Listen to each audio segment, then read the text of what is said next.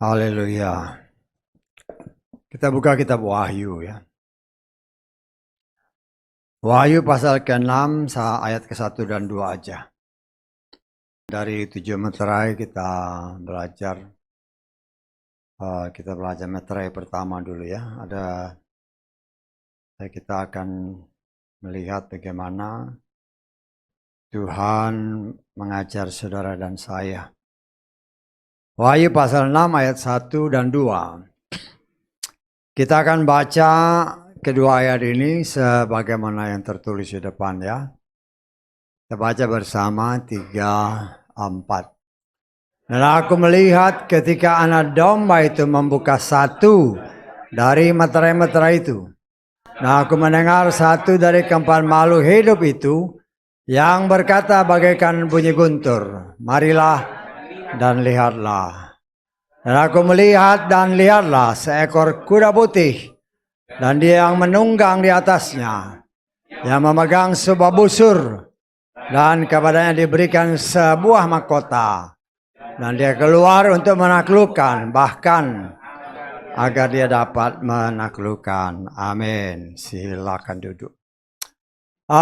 Kita mengucap syukur atas firman Tuhan ya. Karena ini bagian daripada meterai-meterai yang Tuhan berikan kepada anak-anaknya. Supaya kita mengerti ya, jadi di dalam kitab Wahyu ini ada 7 gereja, ada 7 meterai, ya, ada 7 sangkakala, ada 7 cawan, 7 menggambarkan kesempurnaan ya. Dan kita coba mengerti karena ini adalah berdasarkan firman Tuhan itu sendiri.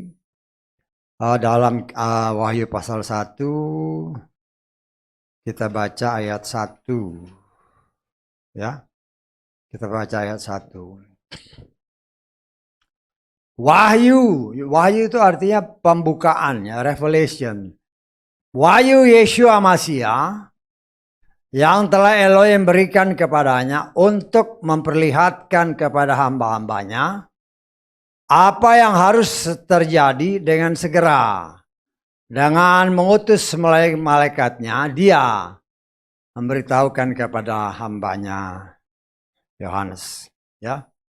Nah, kita mengucap syukur karena saya percaya ini adalah kitab yang dimaksudkan oleh Tuhan kepada Daniel. Ketika Tuhan berkata kepada Daniel, meteraikanlah kitab itu, ya, dan itu akan dibuka pada akhir zaman, ya, karena di luar sana kan banyak orang menafsirkan bahwa yang dimaksudkan dalam kitab Daniel itu adalah kitab-kitab yang banyak mulai bermunculan belakangan ini, baik itu kitab Heno, ya berbagai macam kitab-kitab itu, ya. Dan saya mengatakan itu salah, karena tidak sesuai dengan kriteria yang harus diberikan. Karena kitab Heno, kitab ya macam-macam itulah, ya. Itu tidak jelas ya siapa yang nulis. Kemudian kalau ada orang yang berani mengatakan ini kitab yang dimaksudkan akan dimunculkan akhir zaman, mengaur ya. Saya harus katakan itu sesuatu yang salah. Karena Heno itu kan hidup sebelum zaman Bapak Abraham. Dan kita harus ingat juga bahwa seperti apa yang pernah dikatakan dan tertulis dalam kitab Kejadian, yang namanya Heno itu ada 2 ya. Yang satu dari garis Adam, yang satu dari garis Kain. Loh, yang nulis buku itu siapa? Karena seringkali yang diceritain itu malaikat-malaikat yang jatuh. Kemudian diceritakan Heno ini dia seolah-olah menjadi perantara antara malaikat yang jatuh dengan Bapa Yahweh. Lo itu kan ngawur namanya. Henokh itu bukan juru selamat. Ya. Kalau malaikat yang jatuh, lo si Kain itu kan anak daripada si Lucifer. Malaikat yang jatuh. Jangan-jangan yang nulis itu kalau toh benar-benar dari garis Henokh, Henokhnya pasti Henokh yang bukan dari keturunan Adam, keturunan ketujuh dari Adam. Tapi ya itulah, kita melihat di sini semua Tuhan izinkan terjadi agar kita sangat berhati-hati ya. Jangan main caplok aja ya. Walaupun itu yang mengatakan orang yang mungkin sudah menjadi pelayan Tuhan sekian lama, bukan berarti itu satu kebenaran. Ya. Dan saya berani mengatakan bahwa kitab-kitab itu bukanlah kitab yang dimaksudkan dalam kitab Daniel.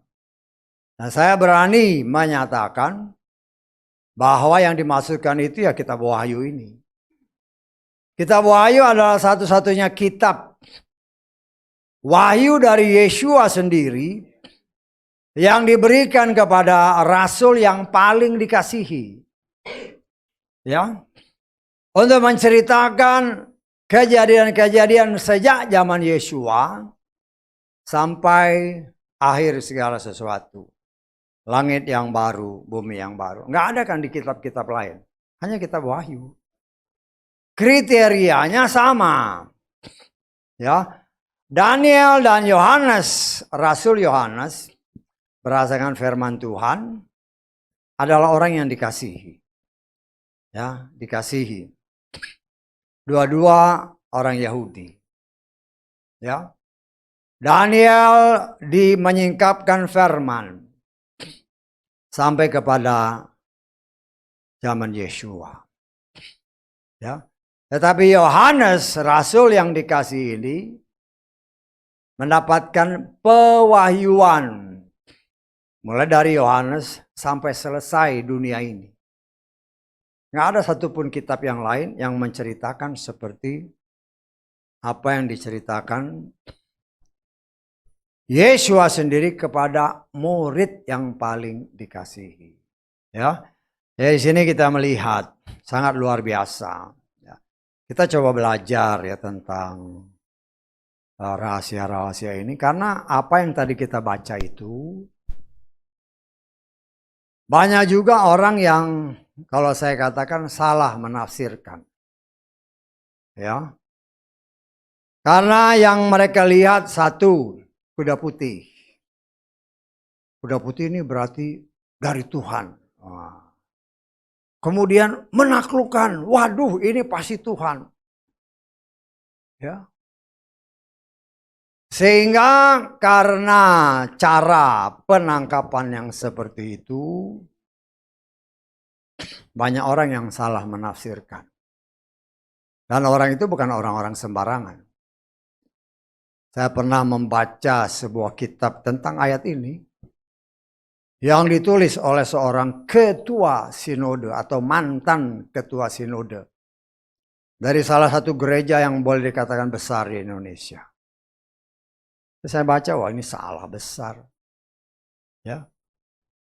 Salah besar. Kita lihat terjemahan LAI coba. Yang Wahyu pasal 2 tadi. Pasal ke-6 tadi.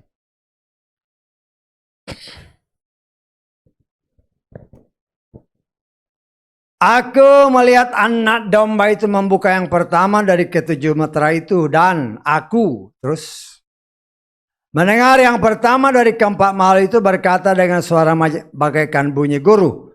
Mari aku melihat. Sesungguhnya ada seekor kuda putih dan orang yang menungganginya. Perhatikan ayat ini ya. Memegang apa? Sebuah panah. Tadi apa? Tadi busur. Loh ini terjemahan LAI ini. Ya. Sebuah panah dan kebaya dikasih sebuah mahkota. Lalu dia maju sebagai pemenang untuk merebut kemenangan. Hanya dilihat dari situ. Sehingga, wah ini Yeshua. Ya. Panah itu senjata. Tetapi senjata yang bisa membunuh orang. Tetapi ayat yang kita lihat terjemahan bahasa Inggrisnya coba. And I saw when the Lamb opened one of the seals, and I heard as it were the noise of thunder. One of the four beasts saying, "Come and see." And I saw, and behold, a white horse, and he that sat on him had a bow. A bow itu bukan panah. Panah itu arrow kalau bahasa Inggrisnya. Jadi saya berani menyatakan yang benar itu bow, busur. Ya, bukan panah. Ya, terjemahan LA itu salah. Ya. Karena itu mempunyai arti yang sangat penting. Dalam arti kata, kalau bow itu bukan senjata untuk membunuh, alatnya memang untuk meluncurkan panahnya, tetapi dia bukan panah. Saya tanggap, ya. Nah, karena hal-hal seperti itu, orang akhirnya bisa salah kata, ya bisa salah menafsirkan. Ya, kita kembali kepada terjemahan tadi ya, yang biasa kita ya. Di sana dikatakan saya baca dalam terjemahan Lukas ya. Ketika aku melihat anak domba itu membuka satu dari meterai. Yang buka siapa? Anak domba. Ya. Jadi umpamanya saya Yeshua anak domba. Saya buka nih kitab. Ya, buka meterainya. Terus makhluk itu bilang, "Lihat." Kepada siapa dia ngomong? Kepada Yohanes, Rasul Yohanes. Ya.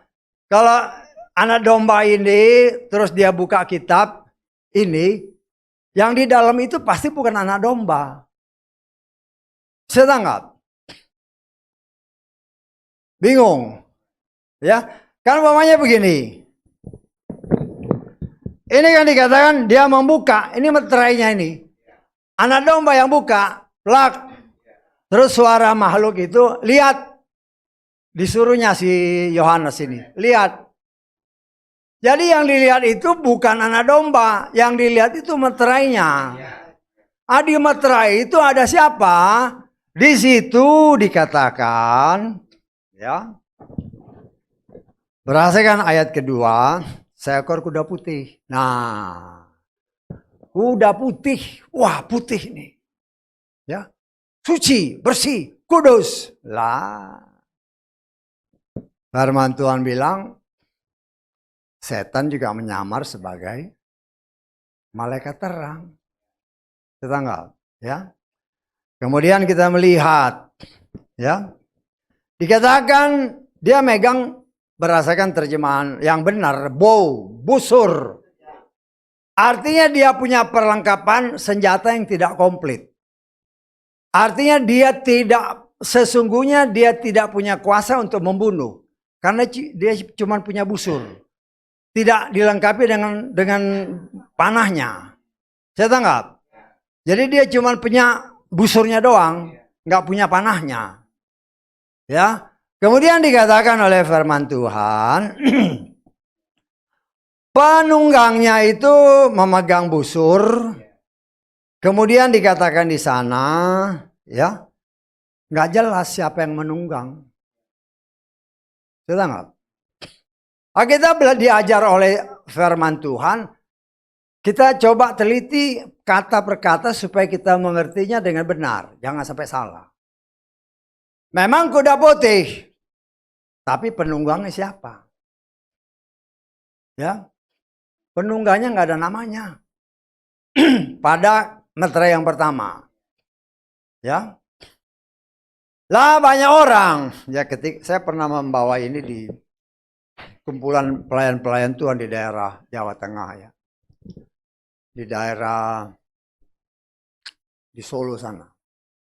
Gereja itu bersebelahan dengan gembongnya orang-orang yang sudah dilarang itu. Itu bersebelahan. Jadi kalau kita ibadah di sana, bersebelahan tetangga. Sama siapa itu yang pernah masuk penjara itu, yang tua-tua itu? Siapa? Basir. Jadi kalau kita ibadah di sana, ya, kalau berani memanggil A, langsung disamperin. Kenapa dipanggil itu? Ya, ya kita mau ucap syukur kita ya karena memang kita nggak mengakui nama itu sebagai Tuhan kita. Ya, di sana kumpul banyak pelayan-pelayan Tuhan. Nah ini kebetulan ya Tuhan izinkan ini diberitakan. Nah, mereka banyak juga yang kaget. Karena mereka menafsirkan bahwa ya mungkin karena mereka ini seperti yang saya katakan tadi, seorang ketua sinode dari gereja yang besar. Yang kebetulan banyak juga di daerah Jawa ini banyak sekali. Khususnya di daerah-daerah ya. Karena dia masuk sampai ke pedalaman. Saya nggak perlu sebut nama gerejanya lah. Ya.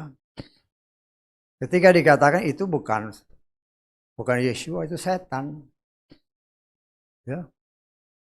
Nah, kita melihat di sini, karena itu dikatakan hati-hati dalam kita membaca firman, harus dimeditasi, harus diobservasi, harus diteliti, ya, supaya kita mengerti dengan benar. Karena setan itu peniru ulung. Dan yang dia tiru adalah Yeshua. Seperti yang seringkali diungkapkan di sini karena ketika kita belajar atau sedang belajar tentang tabernakel ini, ya, seringkali kan disebutkan, ya, gereja dilambangkan dengan kaki Dian, ya. Kemudian di dalam kemah itu sendiri di ruangan kudus ada roti 12 roti yang disusun 6. Gereja terdiri dari 66 bagian bunga badam. 6, setan nambahin 6. Ya? 6. Setan kan itu. Dibikin mirip-mirip. Loh ini pun sama. Kuda putih. Orang masuk, oh ini Yeshua. Apalagi dia menaklukkan. Wah hebat. Karena hanya mencaplok aja akhirnya bisa salah. Kita lihat di dalam Wahyu pasal 19. Ayat ke-11 mulai.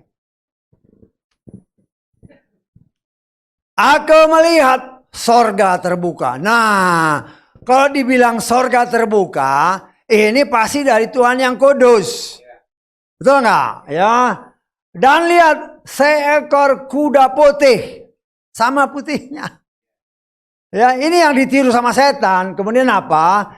Dia yang duduk di atasnya disebut ada namanya. Tadi itu kan belum ada namanya atau belum ditonjolkan namanya. Ya. Kemudian dikatakan, ya, disebut setia dan benar dan dia menghakimi dan berperang dalam kebenaran. Terus matanya seperti nyala api dan di atas kepalanya ada apa? Banyak mahkota.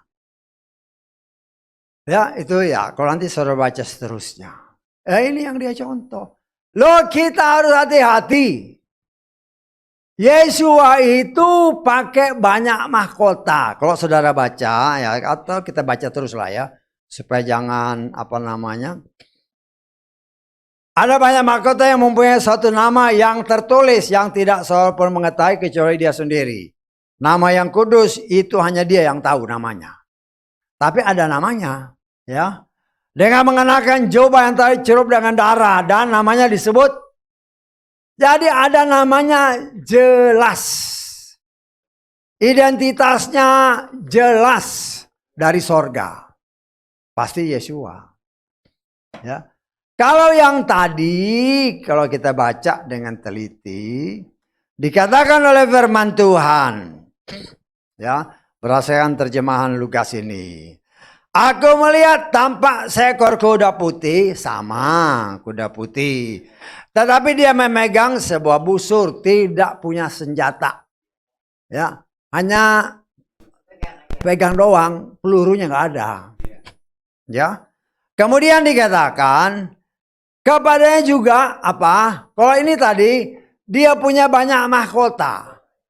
Tetapi ini diberikan sebuah mahkota. Berarti ada satu kekuatan yang memberikan kepada dia kuasa. Diberi kan? Dia nggak punya mahkota. Tapi dikasih mahkota, dikasih kuasa. Untuk apa? Agar dia dikatakan bisa menaklukkan dan menjadi sang penakluk.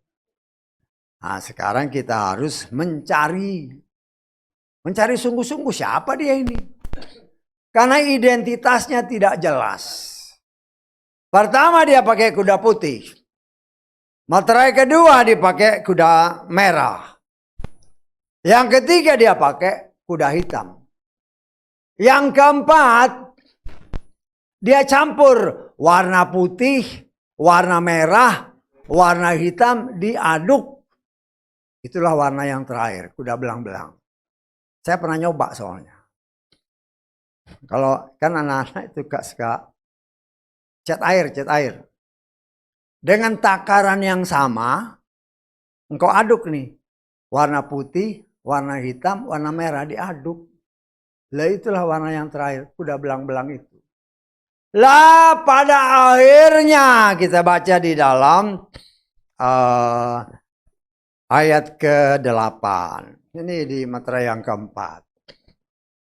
Ayat ke-8 dari Wahyu pasal ke-6 tadi.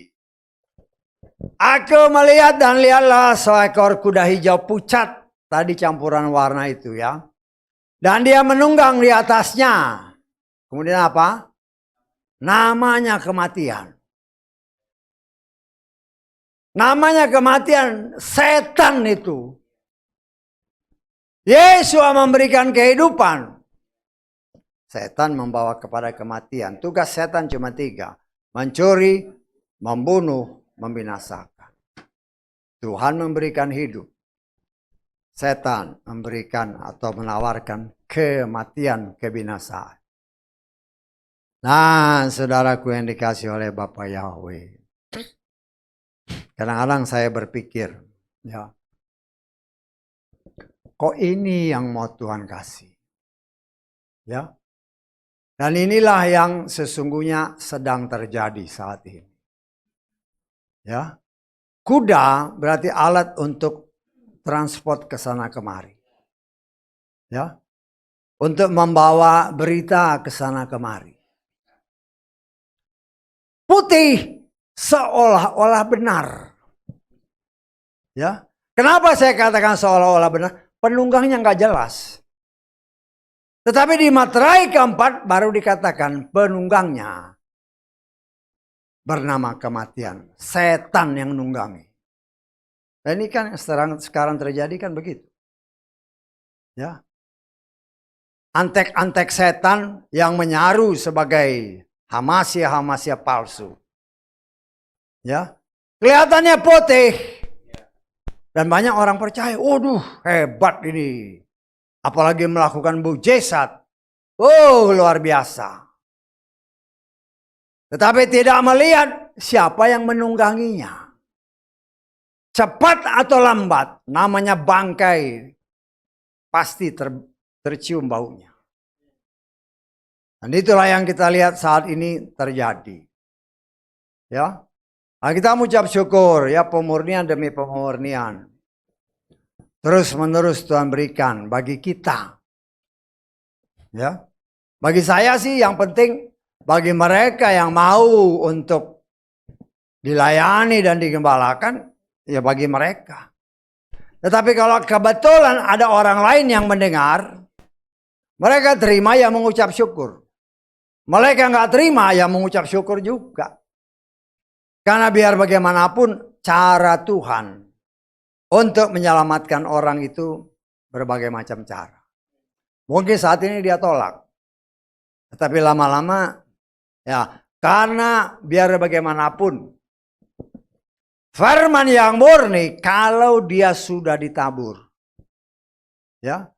Ditabur dalam arti kata, walaupun tidak sengaja didengar kan. Didengar, apa yang didengar itu pasti tertanam. Walaupun mungkin responnya tidak langsung berubah. Tetapi ada tertulis. Ya. Semua yang ditabur, firman yang ditabur, tidak akan pernah kembali sia-sia. Tuhan punya berbagai macam cara. Karena dia tahu siapa orang pilihannya. Saya tangkap ya. Dia tahu siapa yang sudah berdasarkan Efesus pasal 1. Siapa yang sudah dia tetapkan untuk diselamatkan. Walaupun sekarang mungkin dia masih ada di dalam kegelapan. Walaupun dia masih ada dalam kegelapan saat ini. Tetapi ketika firman ditabur dan dia dengar. Itu bukan suatu kebetulan. Karena janji kita baca dalam Yesaya 55. Ayat ke-11. Demikianlah firmanku yang keluar dari mulutku. Ia tidak akan kembali kepadaku dengan sia-sia. Melainkan akan menggenapi apa yang aku perkenan. Dan akan berhasil dalam apa yang aku perintahkan. Saudara dan saya dipakai oleh Tuhan sebagai alatnya. Kepanjangan lidahnya untuk menyampaikan kebenaran. Mungkin saat firman itu diberitakan dari mulut kita, seolah-olah tidak ada respon. Tetapi Tuhan tahu dari sekian banyak orang yang mendengar, ada orang pilihannya. Dan ketika firman itu dia dengar, sebagaimana tertulis Roma 10 ayat 17. Iman datang dari pendengaran. Ya, ketika benih itu jatuh ke dalam hatinya, cepat atau lambat, kalau dia orang pilihan, maka benih itu akan bertumbuh. Dan benih itu akan sanggup merubah orang. Yang mungkin saat ini masih ada di dalam kegelapan. Tetapi Tuhan punya cara untuk menyelamatkan orang-orang ini. Dengan caranya. Kita mengucap syukur oleh kasih kemurahan Tuhan. Di tengah kondisi yang seperti saat ini. Yang sesungguhnya menggenapkan apa yang Yesus katakan. Pada akhir zaman hamasya palsu dimunculkan. Dan akan semakin terlihat. Ya, hamasya palsu ini, kalau dia mendengar kebenaran firman yang murni dinyatakan, mereka akan menolak. Mereka tidak akan pernah bisa menerima firman yang murni. Ya, dan firman itulah yang akan terus bekerja. Ya, semakin dia menolak, semakin dia menjauh daripada kebenaran. Dan kewajiban kita sebagai anak-anak Tuhan. Walaupun kita menyadari. Ya. Dan apa yang Tuhan mau sampaikan kepada kita. Banyak orang. Ya. Yang seolah-olah dimanfaatkan oleh si setan. Ya. Kuda putih artinya sesuatu yang kelihatannya kudus. Tetapi itu bagian daripada sesuatu yang sedang dikendalikan oleh si setan. Ya. Dikendalikan oleh si setan untuk menjebak banyak orang yang menamakan diri anak-anak Tuhan. Sehingga kalau dia tidak berhati-hati, berita atau kuda putih ini yang pergi ke sana kemari. Kalau orang tidak hati-hati, wah ini bagus nih. Kan putih kan? Bagus nih. Pasti pelayan yang diurapi. pada akhirnya akan terlihat. Karena di dalam meterai pertama kan nggak kelihatan. Semakin lama semakin terlihat. Ya, siapa yang menunggangi dia? Siapa yang menunggangi dia? Sehingga kita tidak heran apabila berita-berita yang disampaikan pun mulai melenceng dari firman. Bukan lagi kebenaran yang sejati yang disampaikan, tetapi kepalsuan yang diberitakan. Yang membuat orang imannya semakin melenceng. Dan sayangnya kalau anak-anak Tuhan tidak berhati-hati, akan hanyut terbawa arus. Karena itu saya tidak heran apabila Yesua sendiri berkata, banyak yang dipanggil, tapi sedikit yang terpilih. Loh, yang salah siapa? Bukan salah Tuhan.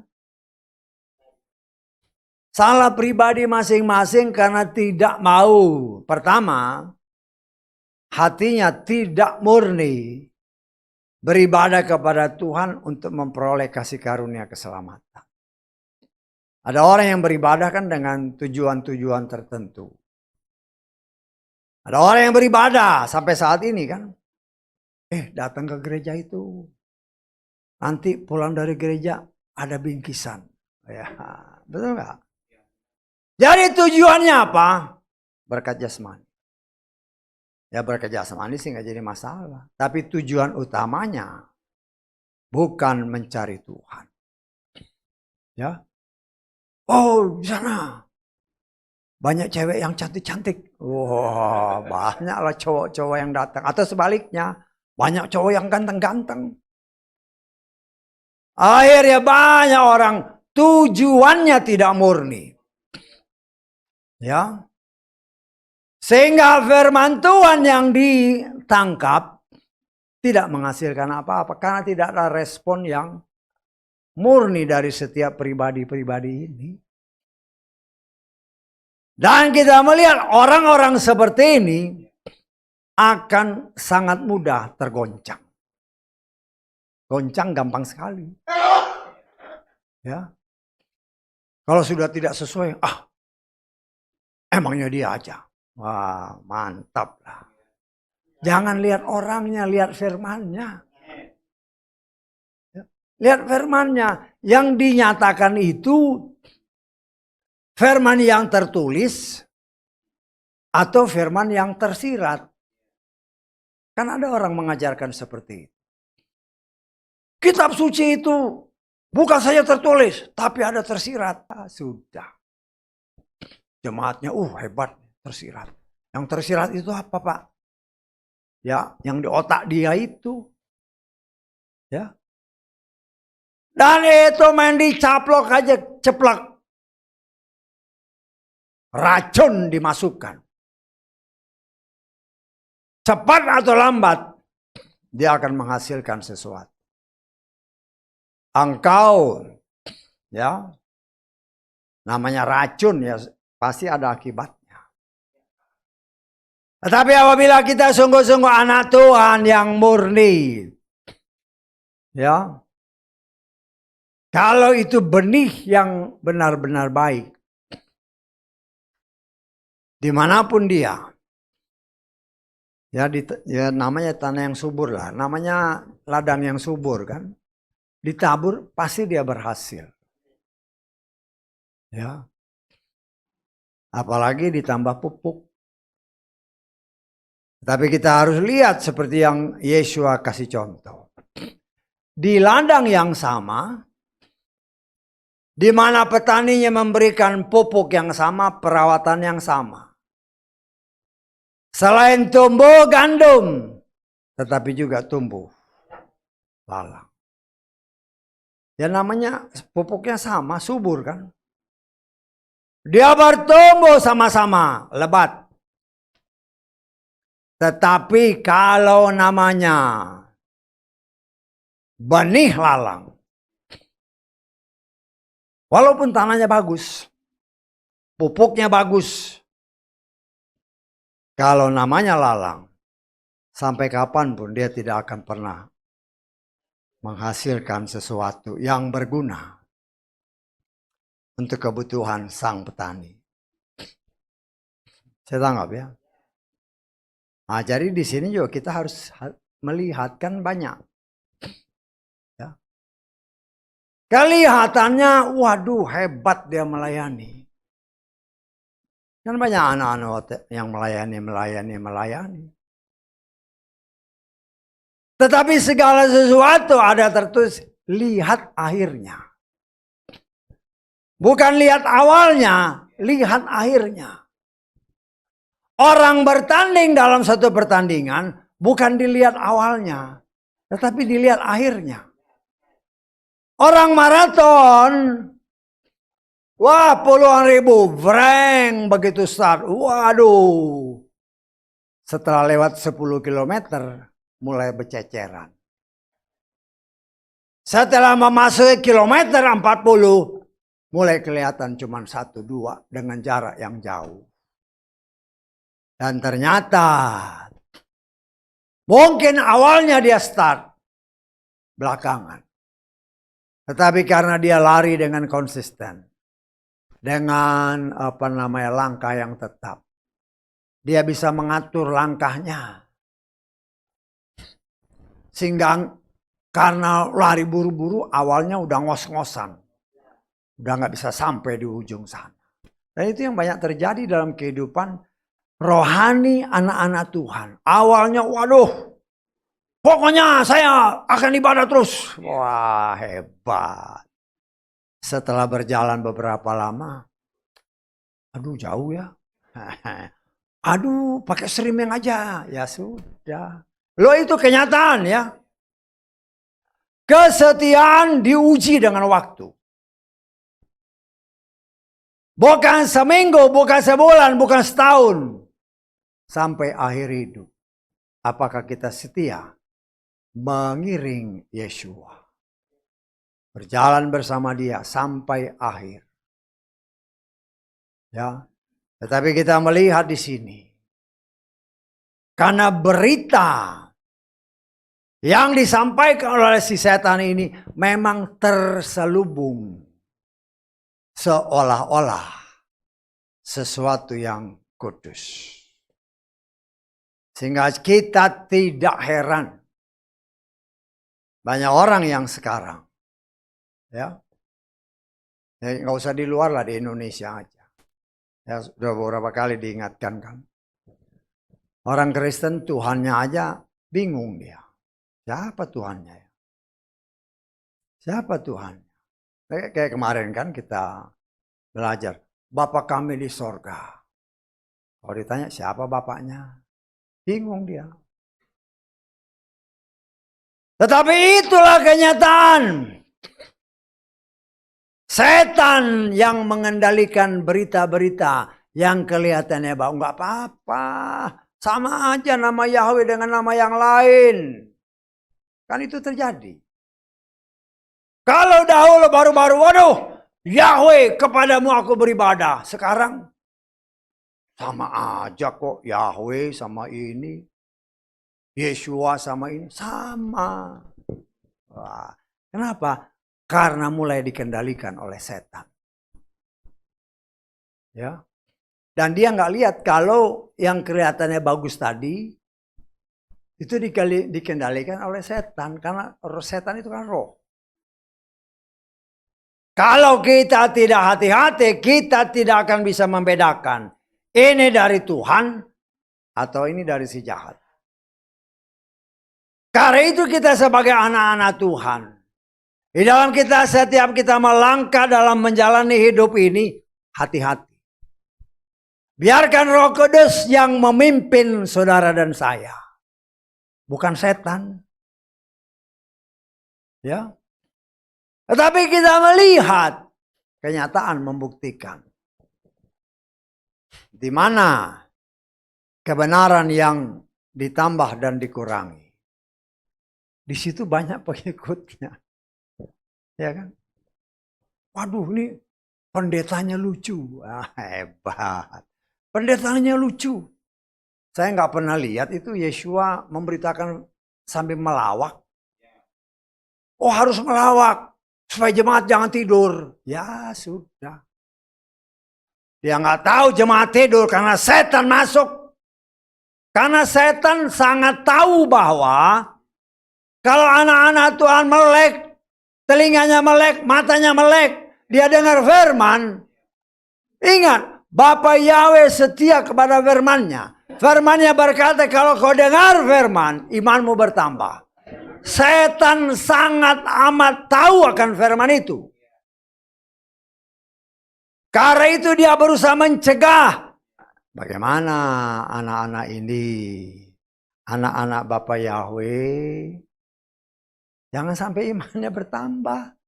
Kalau imannya bertambah, repot dia. Diusir melulu. Tangkap, diusir melulu dia. Mulai dia cari trik kan. Tawarin kerjaan. Waduh, ya ini kerjaan lagi lah biasa. Jangan tersinggung saudara ya. Karena itu yang paling gampang soalnya. Ya. Tawarin kerjaan. Ini kan kerjaan dari Tuhan. Ya benar. Boleh kerja. Kerja. Ya. Udah habis jam kerja. Waduh. Tanggung nih. Lembur. Ya. Bos tawarin. Lembur lah. Nanti ada uang lembur beres. Oke, lembur. Lupa jam ibadah. Ya, bukan ibadah di sini aja, di rumah kan kita harus ucap syukur, ya, harus memuji Dia. Saya katakan jangan berikan waktu luang untuk Tuhan, tetapi siapkan waktu untuk Tuhan. Bisa tangkap ya? Waktu luang sama berikan waktu itu beda. Waktu luang kalau lagi santai, lu namanya lagi santai, kebanyakan ketiduran. Tapi kalau kau siapkan diri, aku harus berikan waktu. Jam sekian aku harus beribadah. Setiap minggu.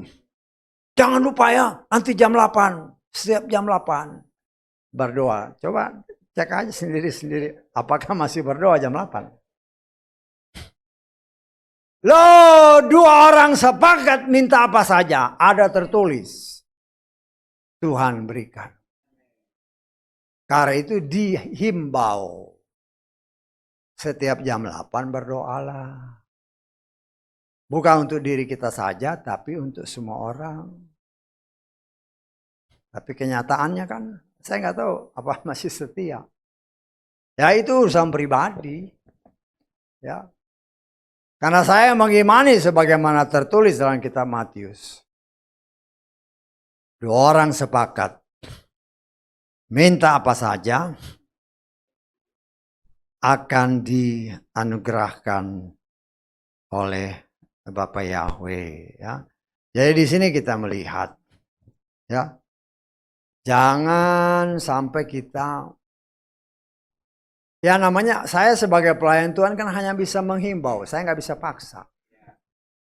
Tetapi dasarnya ada. Ya, bukan hanya asal ngomong, ayo bro, bukan, ada dasarnya. Kita lihat ya dalam Matius 18, kita baca mulai ayat 18 sampai 20. Sesungguhnya aku berkata kepadamu, apa saja yang kamu ikat di bumi akan terikat di sorga. Dan apa saja yang kamu lepaskan di bumi akan terlepas di sorga. Lagi aku berkata kepadamu, jika, perhatikan ayat ini. 2 orang dari kamu sepakat di bumi. Mengenai setiap perkara, apa saja yang mereka minta, akan terjadi pada mereka dari Bapakku yang di sorga. Sebab, di mana ada 2 atau 3 orang berkumpul dalam namaku, di sana aku hadir di tengah-tengah mereka. Ini firman. Berkali-kali diingatkan di tempat ini, Tuhan itu bukan setia sama orangnya. Dia setia sama firman. Kalau kita melakukan firman-Nya seperti ini juga, maka dia akan melakukan ini. Bukan karena kau hebat, tetapi kau taat kepada firman ini, dan dia bekerja karena firman ini bagi kita. Jadi semuanya itu tergantung kita. Ya, Semuanya dipimpin oleh roh Bapa Yahweh, bukan setan.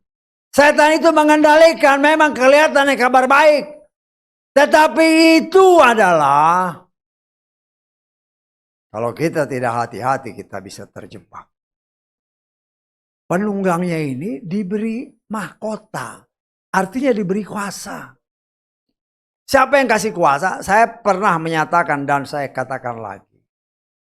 Setan itu sampai saat ini kuasanya belum ditarik. Jadi dia masih ada kuasa.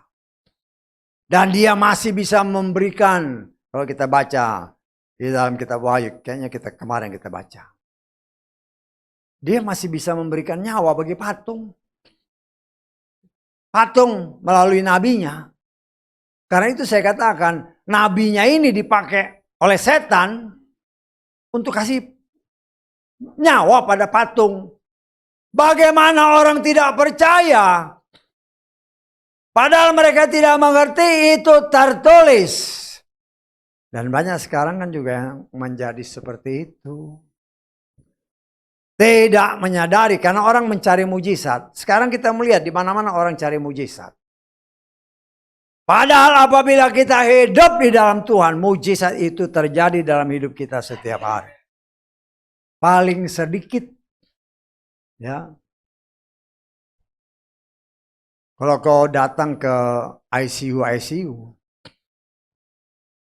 banyak orang di ruang-ruang gawat darurat itu cari napas susah, mesti disodok sama oksigen. Loh, kita masih bisa bernapas dengan bebas ya, bukankah itu mujizat? Kita masih bisa makan melalui mulut. Banyak orang nggak bisa lagi makan melalui mulut, tetapi melalui infus. Bukankah itu mujizat? Apakah kita pernah mengucap syukur? Atau hanya sekali-sekali mengucap syukur? Dan kalau kita mau lihat, ya, kalau orang sudah ada di dalam ruang gawat darurat, bukan main, berdoanya kuat. Ya walaupun ya pasti berdoa lah dia gini. Karena dibisikkan, ayo doa. Padahal kalau hari-harinya nggak pernah berdoa. Ya. Nah saudaraku yang dikasih oleh Bapak Yahweh, kita coba melihat. Banyak pekerjaan-pekerjaan yang seolah-olah ya untuk memberitakan kebenaran firman Tuhan. Tetapi kita harus sangat hati-hati. Siapa yang menungganginya? Apakah Roh Kudus atau roh si jahat? Kan banyak kan. Mungkin penginjil datang. Berdoa Pak di sini Pak. Kau pakai nama siapa? Ya. Enggak, biasanya mereka berbelit-belit ya. Tetapi kalau kita anak Tuhan dan kita bilang kalau kau tidak pakai nama Bapak Yahweh, sorry. Dan kita juga harus sangat hati-hati. Ya. Maaf ya kalau saya harus katakan. Kan banyak juga perempuan-perempuan yang suka datang ke rumah-rumah ya. Wah, kelihatannya dandannya bagus. Dari kelihatannya, oh ini pakai celana panjang. Loh, hati-hati ya. Saya berdasarkan firman, kalau perempuan pakai celana panjang, dalam pandangan Tuhan itu kita lihat aja dari dalam. Di mana tuh? Kitab Ulangan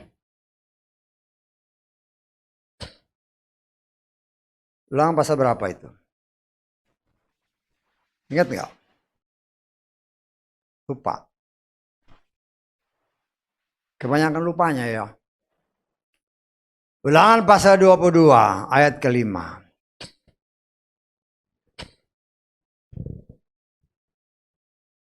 Ya, saya mengucap syukur ya, belakangan ini ya Tuhan kasih, saya merasa ini adalah waktu yang sudah sangat dekat. Jadi semua apa yang dituliskan itu, paling sedikit saya sebagai pelayan Tuhan harus mengingatkan. Masalah itu dipraktekkan atau enggak, itu bukan urusan saya. Saya anggap. Karena saya tidak bisa paksa saudara. Ya, bagaimana saya mau maksa? Lo perkataan Tuhan aja kalau nggak ikutin, masuk perkataan saya diikuti. Tetapi kewajiban saya untuk mengingatkan, kita baca ayat 5. Janganlah ada barang milik seorang pria pada seorang wanita. Ataupun seorang pria mengenakan pakaian wanita. Sebab setiap orang yang melakukan ini adalah apa? Kekejian bagi Yahweh. Kita lihat terjemahan Inggrisnya. King James. The woman shall not wear that which pertain unto a man. Agak beda, tetapi artinya di sini lebih jelas. Perempuan jangan pakai pakaian laki-laki. Wah, ini kan bukan pakaian laki-laki. Kan banyak orang bilang gitu kan. Kita lihat kejujurannya. Saudara suka ke mall-mall kan? Toilet kadang-kadang nggak ditulis perempuan laki, tapi gambar, betul nggak? Sekarang kalau kau perempuan, engkau pakai, kau masuk yang gambar atau yang gambar celana panjang. Kenyataan membuktikan banyak yang munafik. Pakai rok, ya masuk ke rok betul. Tetapi kalau engkau pakai celana panjang, wah aku kan perempuan. Loh kok baru ngaku perempuan? Loh itu bukan masalah sepele ya. Karena berdasarkan firman Tuhan yang kita baca tadi, kekejian di hadapan Tuhan. Dan saya menafsirkan, kalau seandainya pengangkatan terjadi, apakah orang itu diangkat? Pasti tidak. Pasti tidak. Kenapa? Keji di hadapan Tuhan. Kau terima atau enggak, itu firman. Itu firman. Ada perbedaan yang nyata antara laki-laki dan perempuan. Jangan kau samakan. Tuhan tidak menciptakan di tengah laki atau perempuan. Itu keputusan kita sendiri. Bukan keputusan Tuhan. Tuhan berikan kebebasan. Hanya dia kasih ini ya aturannya ya. Perempuan jangan pakai pakaian laki-laki ya. Laki-laki jangan pakai pakaian perempuan. Dan saya berani menyatakan. Berdasarkan ayat. Karena Tuhan setia sama firman-Nya. Apakah Tuhan akan mengangkat orang yang dalam pandangannya kekejian? Nggak mungkin. Nggak mungkin. Jadi hati-hati. Kalau engkau seorang wanita, jangan kau pakai pakaian laki-laki. Kalau engkau seorang laki-laki, jangan kau pakai pakaian perempuan. Walaupun ini kan mode, ya sudah. Ya nggak apa-apa mode. Tetapi saya berani memastikan kalau saat pengangkatan aku diangkat, kau pasti tinggal. Setan kamu saya. Tuhan itu bukan setia sama kita. Tidak. Engkau pendeta, engkau mungkin ketua sinode. Bukan itu yang dia pandang. Yang dia lihat, apakah engkau setia sama firman. Contohnya ada, tertulis. Bukan orang yang memimpin jutaan orang dari tanah perbudakan ke tanah perjanjian yang masuk ke tanah perjanjian. Tidak, bukan Mose yang masuk. Bukan Mose. Tetapi orang lain, baik Yosua maupun si Kaleb.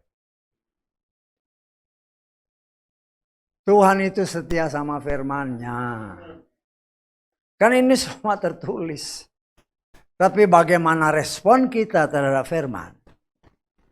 Karena setan terus-menerus mengendalikan tokoh-tokohnya dia ini. Dan tokoh-tokoh ini seringkali nggak sadar.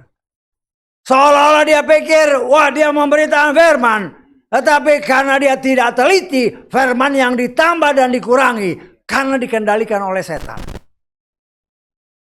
Termasuk ya masalah pakaian itu. Mungkin jarang orang yang mewartakan itu. Jangan nanti tersinggung ya. Engkau bertanggung jawab sama Tuhan. Ya. Nah kita, karena saya mau saya selamat, saya rindu saudara juga selamat. Nah, saya berani katakan kalau engkau berani pakai pakaian yang merupakan kekejian di hadapan Tuhan, jangan harap diangkat. Ya dari cara berpakaian pun, wah ini pelayan. Kalau dia dulu pakai celana panjang, sorry deh. Karena itu keji di mata Tuhan. Ya. Loh kita ini harus belak-belakan aja, bukan lagi waktunya ditutup-tutupi. Ya. Sesuatu yang jelek, sesuatu yang bosok di hadapan Tuhan, engkau tutup-tutupi akan tercium baunya. Nah itu kan sekarang banyak mulai terlihat. Orang yang tadinya kelihatan, wah, mulai kelihatan belangnya. Tapi ketika ditunjuk belangnya, bukannya tobat, malah tambah keras hatinya. Ya, sama seperti Firaun. Dikasih firman, bukannya semakin lembek, semakin keras. Karena semakin keras, Tuhan buat menjadi keras. Ingat ya, Firaun itu mendengar firman. Tapi bukannya bertobat. Malah makin keras. Kenapa? Karena dia merasa sebagai raja. Loh, kalau gembalanya ditegur, Pak, salah tuh Pak. Oh, enak aja. Wah, bagaimana? Kalau firman yang salah, hati-hati. Ya, kita jangan sampai salah. Kemarin saya dengar ya khotbah yang kemarin kan.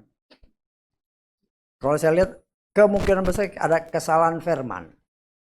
Harusnya Keluaran pasal 3. Saya sebut kalau nggak salah Keluaran pasal 4. Keluaran pasal 4 itu tentang nama. Bahwa bangsa Israel ini adalah anak sulungku. Tapi Keluaran pasal 3 yang dia maksud situ, Tuhan menyatakan dia adalah Yahweh, Elohim yang disembah oleh Bapa Abraham, Yitzhak dan Yakub. Nah, tetapi kita melihat di sini, ya kita juga harus hati-hati. Ya namanya manusia kita bisa salah sedikit, kepleset, tapi ya kepleset ya harus kita berani memperbaiki. Ya, kita sebagai anak-anak Tuhan banyak ya, yang bikin kesal udah tahu salah, bukan memperbaiki malah ngotot, mencari pembenaran melalui firman. Saya sangat menyadari ya tentang pemberitaan beberapa waktu yang belakangan ini, perempuan tidak boleh membaptis. Wah, reaksinya luar biasa. Ya. Saya baru sadar ya ketika minggu lalu anak saya bawa firman. Karena dia suka ngeliat kan. Dari YouTube itu dari berita-berita pemberitaan orang lain. Saya males dengar-dengar itu. Ya, cuma saya dengar dia ngomong kayak gitu. Loh. Tetapi saya mengucap syukur ada respon. Walaupun responnya ya sedikit negatif. Tetapi paling sedikit kebenaran boleh diwartakan dari tempat ini. Karena yang dinyatakan itu bukan sesuatu yang asal cuap. Ada tertulis, bukan tersirat. Kan di luar sana ada tersirat, bukan hanya tertulis. Kasih dong ayatnya mana tersirat. Yang namanya tersirat itu keluar dari otakmu sendiri yang dikendalikan oleh setan. Tersirat ada. Kalau ada orang yang menyayang, bukan saya tertulis, tapi tersirat. Yang tersirat itu di otakmu yang dikendalikan oleh setan. Artinya dari situ kita melihat orang ini tidak sadar kalau dia dikendalikan setan. Akhirnya yang ngajarin tentang setan. Ya. Kita tidak membenci orang, tetapi kita membenci pengajaran yang tidak benar.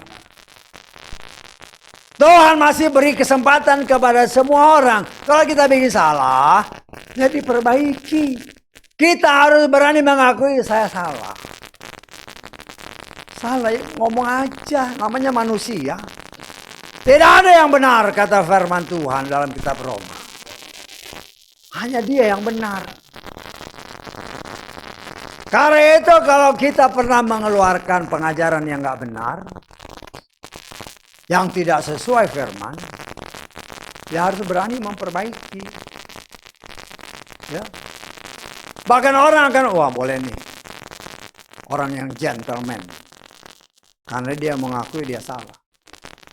Tetapi kalau cari jalan untuk pembenaran, pakai firman, loh itulah yang dikendalikan setan. Putih, tetapi dikendalikan setan. Hati-hati. Apa yang ditulis meterai pertama itu terjadi pada gereja Efesus. Kalau saudara baca di dalam kitab Wahyu pasal 2, gereja Efesus, orang-orang para rasul kan masih hidup pada saat itu. Ya. Sehingga mereka benar-benar murni mengajarkan apa yang berasal dari Tuhan.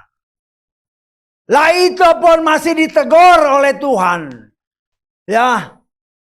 Aku mencela engkau karena engkau meninggalkan kasih yang mula-mula. Kasih yang mula-mula itu bagaimana? Kasih yang sungguh-sungguh kepada Bapa Yahweh dan kepada sesama. Tetapi terlihat karena kenyataan dalam kitab gereja pertama itu, Efesus. Mereka mendeteksi ini rasul palsu. Kenapa mereka bisa mendeteksi rasul palsu? Karena pengajarannya melenceng. Karena itu dikatakan dalam gereja pertama. Pengajaran Nikolaus.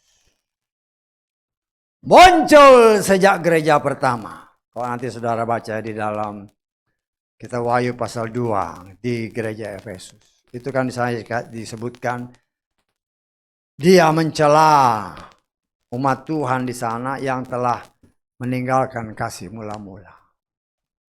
Tidak sungguh-sungguh lagi mengasihi Bapa Yahweh. Tidak sungguh-sungguh lagi mengasihi firman. Mulai melenceng. Karena diajarkan dengan pengajaran Nikolaus. Ya. Nikolaus berdasarkan arti namanya. Nikao itu menaklukkan. Laos itu orang, atau dalam hal ini kita bisa tafsirkan gereja. Gereja Tuhan yang harusnya tunduk kepada kepala gereja, yaitu Yesua. Tetapi dengan pengajaran ini diajarkan supaya engkau tunduk kepada pimpinanmu. Loh, kalau pimpinannya ini dipegang sama setan, dikendalikan sama setan, ya sudah, melenceng semua. Tapi seringkali mereka tidak sadar. Karena yang mereka lihat itu kuda putihnya. Berita-berita yang kelihatannya manis, kudus. Tetapi itu dikendalikan oleh setan. Yang mencoba dengan firman yang telah tanpa disadari ditambah dan dikurangi oleh si pemberita ini. Membawa, karena sudah gak murni firmannya, itulah dikatakan meninggalkan kasih yang mula-mula. Meninggalkan firman yang murni, sudah ditambah dan dikurang. Sehingga mulai melenceng. Tidak lagi tunduk kepada Tuhan. Tetapi tunduk kepada apa yang dikatakan pemimpin. Apa yang dikatakan sinode. Apa yang dikatakan gembala. Ya. Dan semua ini mereka dipimpin oleh setan. Yang melencengkan semua itu. Karena itu saudaraku yang dikasih oleh Bapa Yahweh. Kita sebagai anak-anak Tuhan. Kita harus menyadari. Apa yang terjadi dalam gereja pertama sampai gereja ke-6. itu semua numpuk di gereja ketujuh. Baik itu roh Nikolaus, baik itu roh William, baik itu roh Isabel, numpuk di gereja terakhir. Bahkan berlipat ganda. Ya. Karena itu kalau kita tidak berhati-hati, akan gampang terseleweng. Ya. Kita harus sangat hati-hati. Ya mungkin kita bikin ibadah di rumahmu ya. Wah, kelihatannya kan bagus. Nah, kita harus cek ibadah siapa yang mimpin. Ini ada ibu ini. Loh, kalau ada namanya ibu, hati-hati. Karena ada tertulis perempuan diam. Ya. Loh itu bukan kata saya, itu kata firman Tuhan. Kecuali kalau boleh saya katakan. Kalau semua ini perempuan, ya berbagi-bagi boleh aja. Tapi kalau sudah memimpin suatu jemaat, hati-hati. Hati-hati. Jangan sampai terpeleset. Ya. Nah, kita harus, karena kalau saya melihat saat ini, pemurnian yang Tuhan sedang kerjakan bagi umat pilihannya akan semakin lebih intensif. Ya, intensif. Supaya kotoran-kotoran yang masih coba untuk menyatukan diri dengan emas yang murni,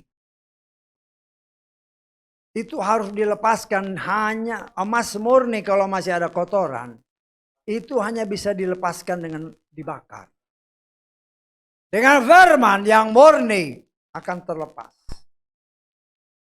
Tetapi sayangnya kenyataan membuktikan banyak orang yang tidak bisa tahan ketika api yang murni, firman yang murni sedang memurnikan mereka. Banyak yang tidak tahan dengan berbagai macam alasan.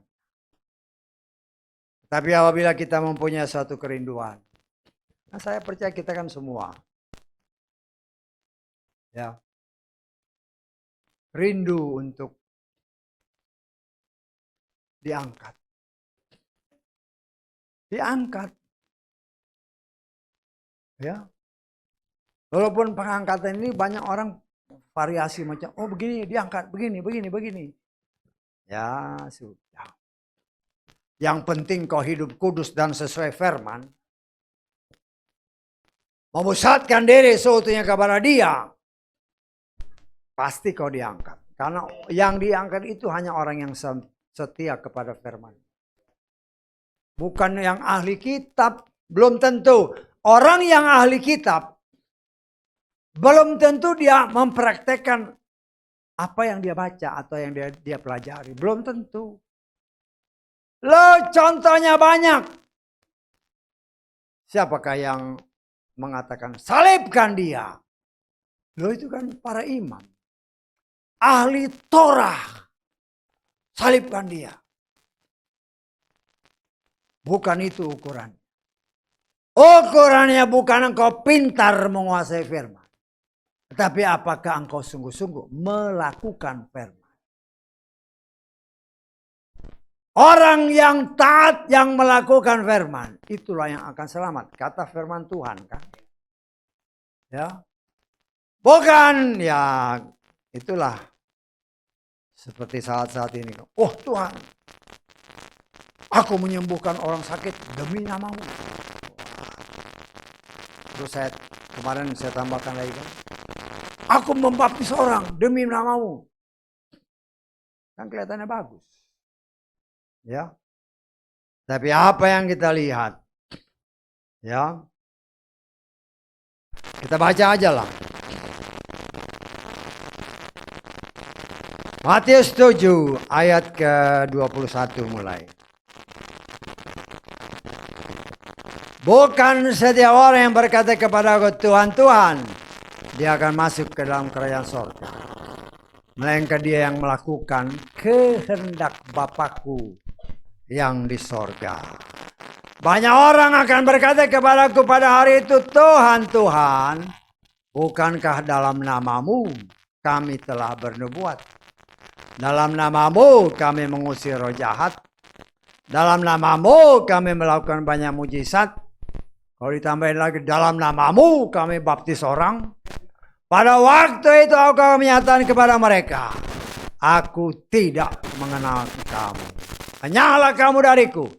Hai kamu yang mengerjakan kejahatan. Artinya mereka yang tidak melakukan firman. Jadi ukurannya bukan engkau melayani. Bukan. Ketika engkau melayani, kelihatannya kan bagus. Tapi melayani kan orang juga banyak milih-milih. Banyak milih-milih. Ya, beberapa tahun yang lalu saya dengar saya percaya dengan kuping sendiri. Ya, ada grup, pendeta-pendeta, pelayan Tuhan. Jadi kalau ada orang minta dilayani, dihubungilah ke grup ini. Di grup ini kan ada levelnya. Yang udah senior, yang masih junior, yang masih baru.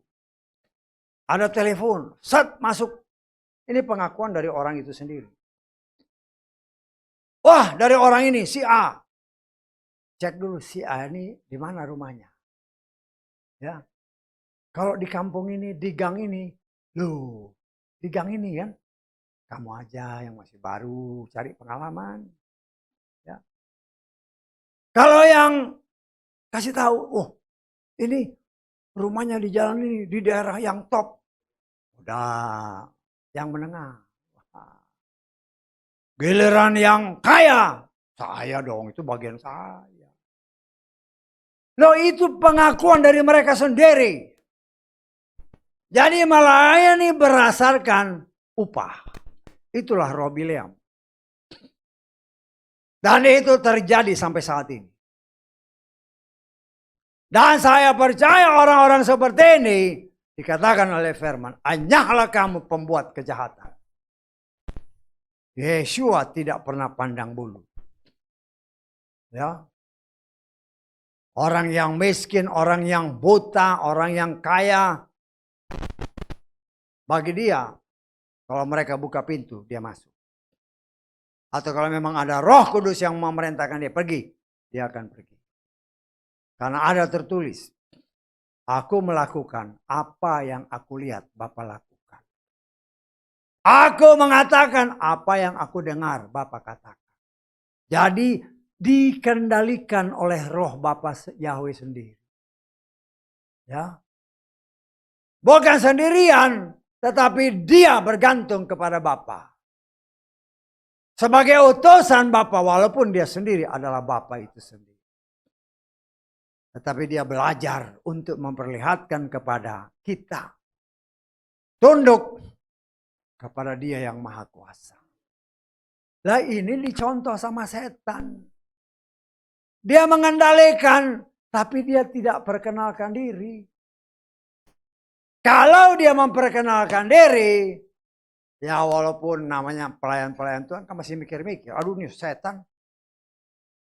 Tapi karena dia tidak sadar, karena setan menyaru sedemikian rupa, dia kendalikan orang-orang ini. Dan kita sebagai anak-anak Tuhan, dengan apa yang dikatakan, hati-hati. Hati-hati. Jangan sampai kita terjebak atau terperangkap. Karena setan itu licik.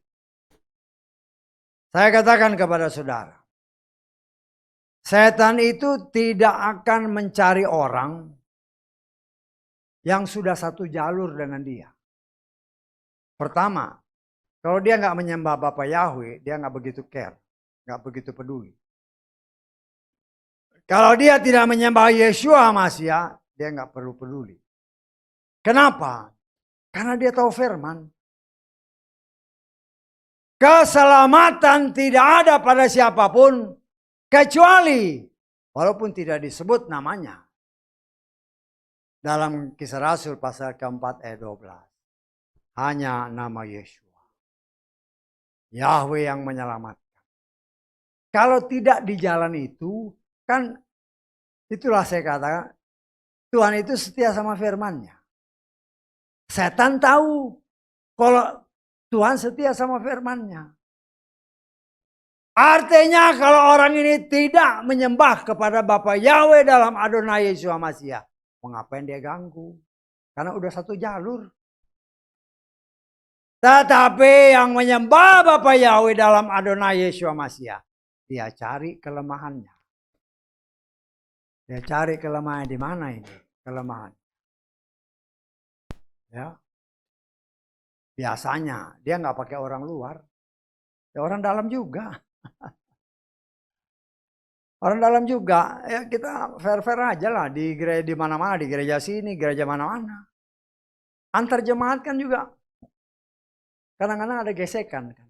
Waduh, aku dilihatin terus, wah mulai tersinggung lah. Padahal kalau dilihatin, oh bangga dong. Ini tapi matanya kayak gitu, ya mulai timbul, tambah dipanas-panasin sama setan. Tambah dipanas-panasin sama setan. Kita harus sangat berhati-hati. Setan itu licik. Ya. Apapun yang Tuhan izinkan terjadi. Ya bisa aja hal seperti itu terjadi kan di tempat inilah. Ya. Ya berdoa Tuhan jamah matanya Tuhan. Loh kita punya Tuhan yang sanggup melakukan segala sesuatu. Yang mungkin tadinya matanya melotot. Tuhan lembutkan matanya sedikit. Pernah nggak berdoa seperti itu? Loh kita belajar perkara kecil, perkara besar. Serahkan kepada Bapa. Jangan sampai tertipu karena setan sedang bekerja. Mengendalikan kuda-kuda putih. Yang disangka orang adalah sesuatu yang berasal dari Tuhan. Tetapi sesungguhnya setan menyelubungi pion-pionnya ini untuk dapat menipu mereka yang menamakan diri anak-anak Tuhan. Karena itu saya sebagai pelayan Tuhan hanya dapat mengingat. Saya nggak bisa paksa saudara ya. Baik engkau yang di sini, engkau yang di luar sana. Saya sebagai pelayan Tuhan hanya memberitakan apa yang tertulis. Tetapi dalam prakteknya tergantung kita masing-masing. Termasuk saya. Apakah saya praktekkan? Apakah saudara praktekkan? Kalau kita praktekkan, percayalah Tuhan setia kepada firman-Nya. Dan firman itulah yang sanggup merubah saudara dan saya agar kita bisa selamat. Tanpa firman, jangan harap selamat.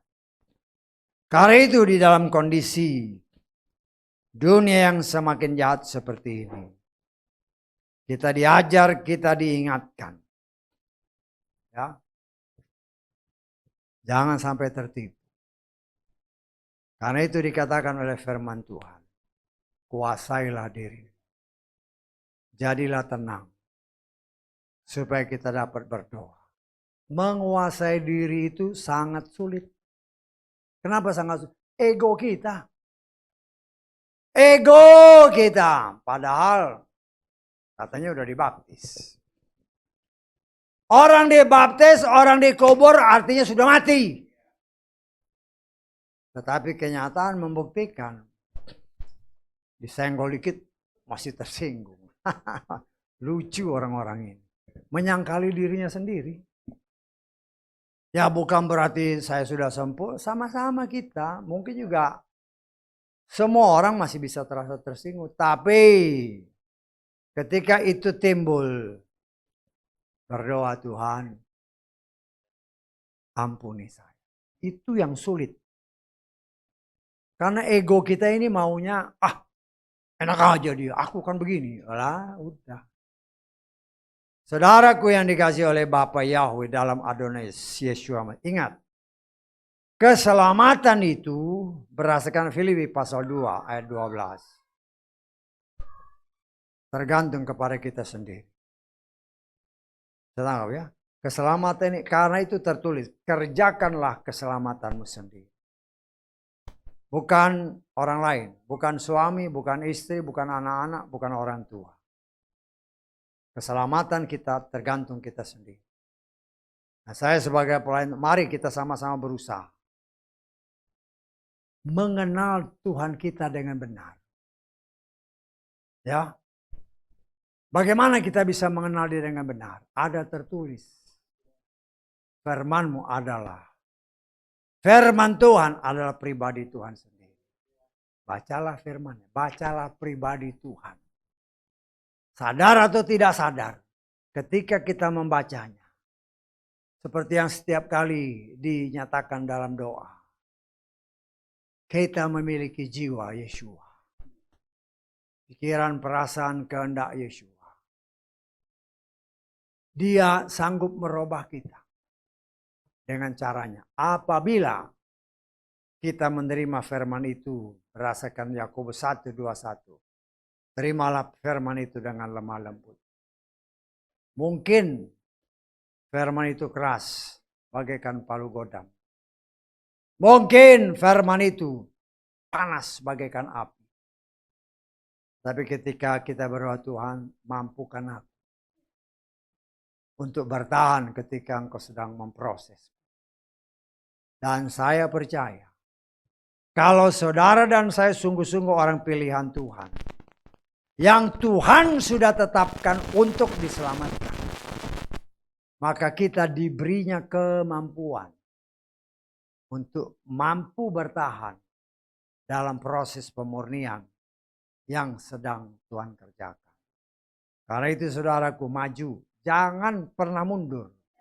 Mungkin kata-kata ini kasar di mata saudara, di telinga saudara. Saya nggak punya maksud. Apa sih hubungan kita? Hanya sebagai pelayan dan sebagai jemaat. Nggak ada hubungan. Tapi saya sebagai pelayan Tuhan harus berani menyatakan apa yang tertulis. Ya, apa yang tadi dikatakan, jangan perempuan. Di sini sih nggak pakai celana panjang, tapi di rumah pakai celana panjang. Hati-hati kalau pengangkatan pas kau di rumah kau pakai celana panjang. Hati-hati. Saya cuma bilang dadah. Karena saya yang diangkat. Kenapa kau nggak diangkat? Keji di mata Tuhan. Memang itu sulit ya. Saya mengakui itu sangat sulit. Karena itu ada pendapat orang-orang di sana. Ini sudah menjadi suatu kebiasaan. Ya, mulai cari perbandingan. Lihat itu di Cina. Lihat itu di sini. Loh, kau orang Cina atau apa orang Indonesia? Jangan mencari pembelaan yang bertentangan dengan firman. Tetapi cari jalan bagaimana supaya saya bisa melakukan firman. Jangan bela diri. Kita tidak bisa bela diri.